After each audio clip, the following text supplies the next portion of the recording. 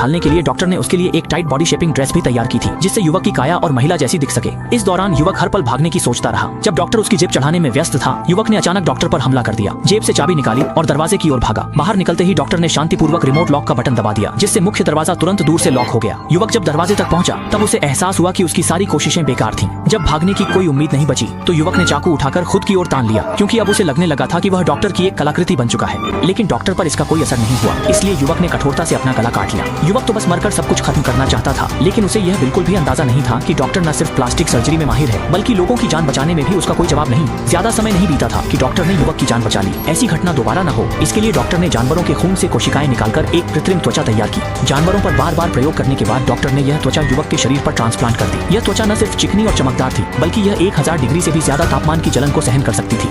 ये त्वचा अधिकांश मच्छरों और कीड़ों के काटने से भी बचाव कर सकती थी। डॉक्टर अपने काम से बेहद संतुष्ट था। 2 महीने बाद डॉक्टर ने युवक के चेहरे से सुरक्षा उपकरण हटा दिया। जब उसने अपनी उत्कृष्ट कृति देखी, तो वह दंग रह गया। युवक अब महिलाओं से भी ज्यादा सुंदर दिखने लगा था। डॉक्टर अक्सर उसे फूलों वाली स्कर्ट भी भेजता रहता था, लेकिन युवक हर बार उन स्कर्टों को फाड़ देता था, ताकि वह अपनी नाराजगी और डॉक्टर के प्रति अपनी नफरत जाहिर कर सके। ये सोचकर कि वह हर समय युवक पर नजर नहीं रख सकता, डॉक्टर ने एक भरोसेमंद बूढ़ी आया को बुला लिया। उसने आया से कहा कि हर दिन युवक को खाना देते समय उसमें खास दवा मिला दे। दवा के काफी शांत और आज्ञाकारी हो गया। अब जब डॉक्टर उसे मेकअप का सामान भेजता, तो वह मना नहीं करता था। युवक का व्यवहार सुधरता देख इनाम स्वरूप डॉक्टर ने उसके कमरे में एक टेलीविजन भी लगवा दिया, ताकि वह अपनी ऊब मिटा सके।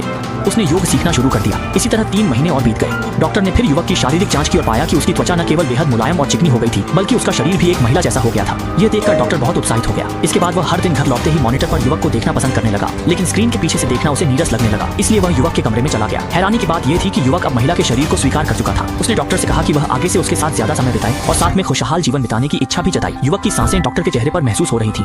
डॉक्टर को पूरे शरीर में बेचैनी और गर्मी महसूस हो रही थी, पर अपनी आखिरी समझदारी के बल पर उसने खुद को काबू में रखते हुए कमरे से बाहर